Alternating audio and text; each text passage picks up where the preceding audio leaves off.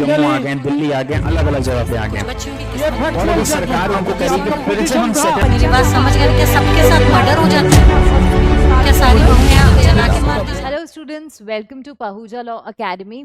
आज हम डिस्कस कर रहे हैं बार काउंसिल ऑफ इंडिया के जो लेटेस्ट रूल्स हैं for advocates in the year 2024 and onwards. तो अभी हम जानते हैं कि रिसेंट में बार काउंसिल ऑफ इंडिया ने एक नया रूल जो है वो बनाकर एक सर्कुलर इशू किया है to all the vice chancellors, registrars and HODs और जितने भी आपके फैकल्टी मेंबर्स होते हैं, जितने भी लोग बेसिकली किसी भी लॉ इंस्टीट्यूशन को चलाते हैं, उन सब लोगों के लिए ये instruction bar council of India ने जारी करी है। और क्या कह रही है ये इंस्ट्रक्शन, ये समझने की कोशिश करते हैं कि हमें इंश्योर करना है कि ज़्यादा से ज़्यादा वकील बने, but at the same time उनकी क्रिमिनल बैकग्राउंड, उनकी क्वालिफिकेशंस, उनकी सारी चीज़ कुछ भी हैंकी पैंकी ना हो, इस चीज़ को इंश्योर करने के लिए ये गाइडलाइंस आई हैं।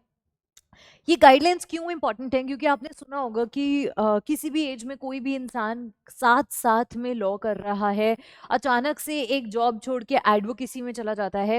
एंड बार काउंसिल ने टाइम एंड अगेन बोला है कि आप अगर इन इंस्ट्रक्शंस को फॉलो नहीं करेंगे जो bar council time to time देती है, उन इंस्ट्रक्शंस को ना फॉलो करने का नतीजा ये हो सकता है कि बार काउंसिल उस पर्टिकुलर कॉलेज को या यूनिवर्सिटी को डीबार कर सकती है लॉ कराने से। एंड उन कॉलेजेस से जो भी बच्चे लॉ करेंगे उनकी डिग्रीज जो हैं वो वैलिड नहीं रहेंगी। तो देखते हैं कि क्या क्या गाइडलाइंस हैं। तो सबसे पहली गाइडलाइन है कि क्या डेक्लेरेशंस हैं जो लॉ स्टूडेंट्स को अब देनी पड़ेंगी। तो क्रिमिनल बैकग्राउंड हम देखते हैं कि बहुत ज़्यादा वकीलों के बढ़ते जा रहे हैं, एंड लॉ फील्ड को हम चाहते हैं कि ये जो ब्रेदरन है, ये जो फ्रेटर्निटी है, इसकी पायसनेस मेंटेन करने के लिए अब हर स्टूडेंट को और एथिकल स्टैंडर्ड्स मेंटेन करने के लिए स्टूडेंट्स को बताना पड़ेगा कि अगर उनके खिलाफ में कोई भी एफआईआर है, कोई क्रिमिनल केस चल रहा है जिसमें उनको कन्विक्शन हुआ है या अक्विटल हो गया है, before receiving there final marksheet and degrees. तो जिससे पहले कॉलेज डिस्ट्रीब्यूट करे फाइनल मार्कशीट्स एंड डिग्रीज को, उससे पहले ये डिस्क्लोजर जो है वो बहुत ज़्यादा मैंडेटरी है। और अगर आपने ये डिस्क्लोजर नहीं किया तो एक स्ट्रिक्ट डिसिप्लिनरी एक्शन भी अट्रैक्ट हो सकता है। ठीक है, अब कैसे भेजना है तो उन्होंने बता दिया है कि आप इस ईमेल आईडी पर और किस सब्जेक्ट लाइन के साथ में आप ये डिक्लेरेशन देंगे एज एन इंडिविजुअल, आपको बार काउंसिल ऑफ इंडिया में ये डिक्लेरेशन देना पड़ेगा। यहाँ पर दूसरी चीज हमने ये भी बात करी है कि साइमल्टेनियसली एक साथ में एक से ज्यादा डिग्री या रेगुलर एकेडमिक प्रोग्राम जो है आप नहीं कर सकते हैं अलोंग विद एलएलबी। आपने देखा होगा कि बच्चे एमबीए कर रहे हैं, साथ में एलएलबी भी कर रहे हैं। तो ऐसे सिचुएशंस को उन्होंने डिस्करेज किया है और बोला है कि एब्सोल्यूट प्रोहिबिशन है कि साइमल्टेनियसली लॉ स्टूडेंट जो है वो कोई और रेगुलर एकेडमिक प्रोग्राम में नहीं होना चाहिए। ये इन पे यहाँ पर उन्होंने एक एक्सेप्शन दिया है कि आप short term courses, part time certificate courses आप कर सकते हो, जैसे कि लैंग्वेजेस हैं, कंप्यूटर एप्लीकेशन है, कंप्यूटर प्रोग्रामिंग है, ये सारी चीज़ों में आप शॉर्ट टर्म के कोर्सेज कर सकते हो। But full fledged academic course जो है आप वो नहीं कर सकते एलएलबी के साथ में।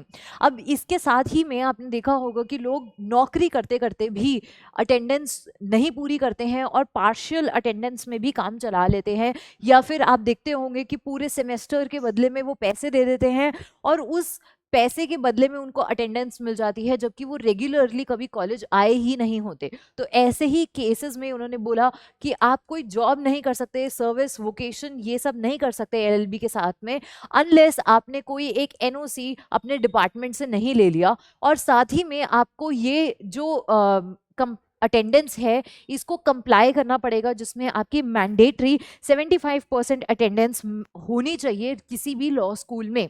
ठीक है, इसी के साथ में ये डिक्लेरेशन आपको कहाँ देनी है वो ईमेल आईडी आपको बता दी गई है, और फाइनल मार्कशीट से पहले ही ये सारी डिक्लेरेशंस आपको देनी है।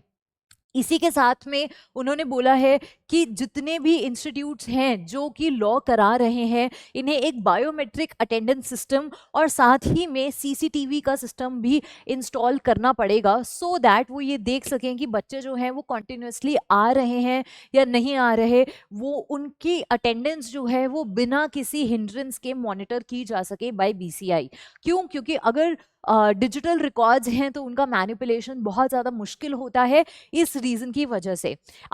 इसी के साथ में उन्होंने ये बताया है कि अगर किसी भी स्टूडेंट का क्रिमिनल बैकग्राउंड है तो उसका वेरिफिकेशन का प्रोसेस क्या रहेगा।